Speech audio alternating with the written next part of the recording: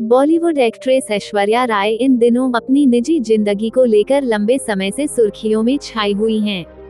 बीते दिनों ऐश्वर्या की अपनी सास और नंद संग अनबन की अफवाहें सामने आई थीं। वहीं अब ऐश कुछ साल पहले एक अवार्ड फंक्शन में रेखा को मां कहने की वजह से सुर्खियों में हैं। दरअसल कुछ साल पहले एक अवार्ड फंक्शन में बच्चन खानदान की बहू ने रेखा को मां कहकर संबोधित किया था।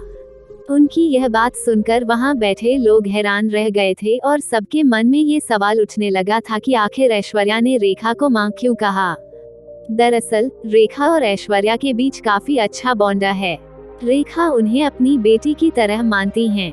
इतना ही नहीं, एक्ट्रेस आराध्या से भी काफी प्यार करती हैं। मगर रेखा को मां कहकर बुलाने का कारण कुछ और ही है। मीडिया रिपोर्ट्स की माने तो साउथ में बड़ों को सम्मान देने के लिए मां शब्द का प्रयोग किया जाता है, इसलिए ऐश्वर्या उन्हें मां कहकर बुलाती हैं।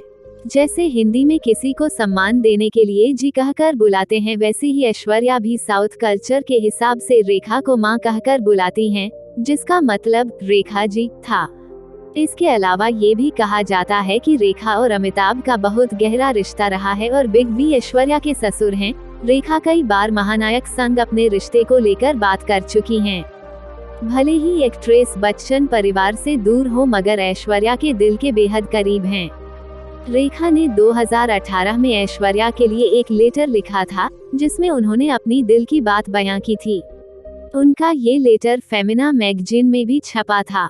वहीं ये भी कहा जाता है कि ऐश्वर्या की सासू मां जया बच्चन को ऐश्वर्या और रेखा की नजदीकियां बिल्कुल पसंद नहीं हैं। ऐश्वर्या के वर्क फ्रंट की बात करें तो एक्ट्रेस लंबे समय के पर्दे से दूर हैं, मगर मीडिया की सुर्खियों अक्सर छाई रहती हैं।